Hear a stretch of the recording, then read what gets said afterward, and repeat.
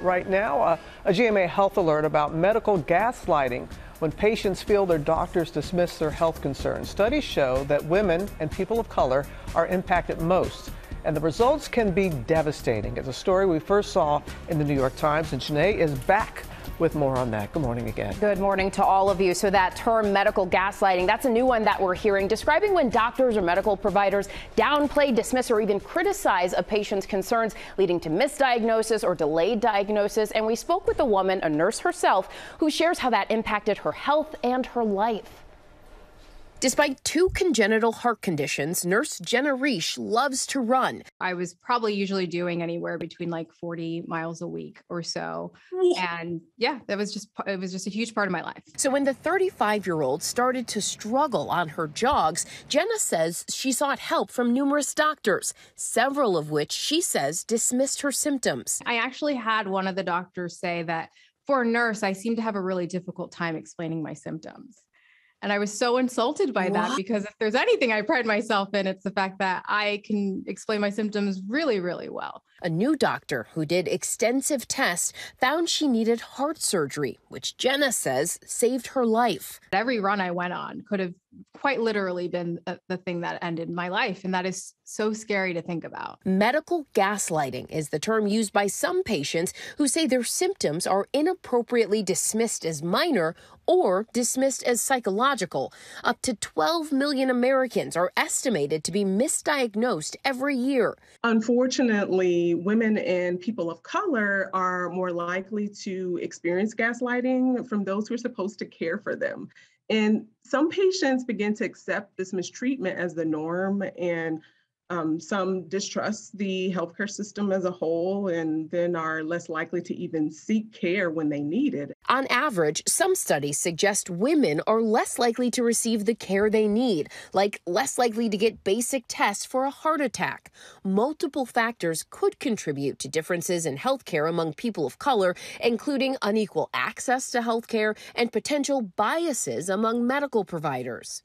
If someone views a patient as of a lower class, or that they will not follow up, based on their race, this can then influence what they then do for that patient. They may be less likely to prescribe a certain medication for them or refer them to a specialist. What makes you want to speak out about this now? I feel like it's my purpose to do this. If you are a patient and you feel like you're not being heard or you're being disregarded, that you deserve to seek a second opinion. You deserve to get the care that you need.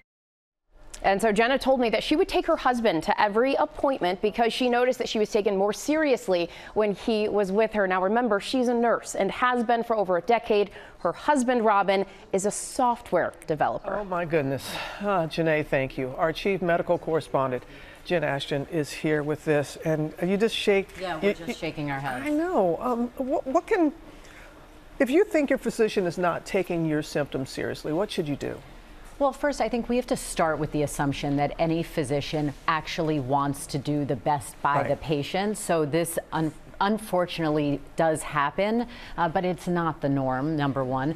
But I think there are some basic tips for people. If you think you're not being heard or not being taken seriously, number one, always trust your gut, trust your intuition. No one knows your body better than you do.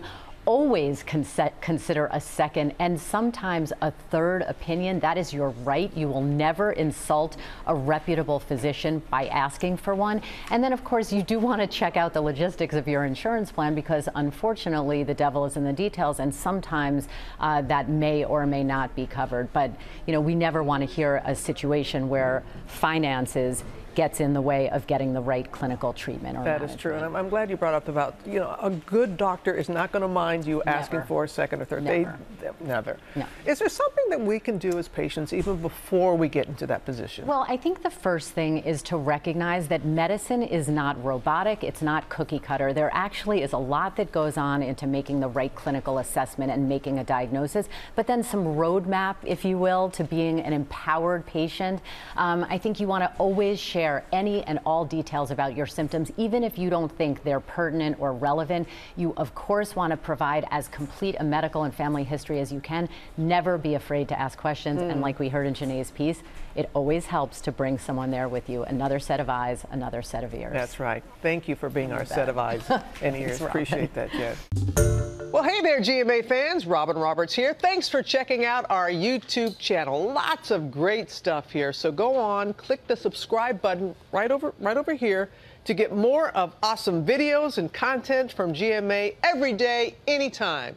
We thank you for watching, and we'll see you in the morning on GMA.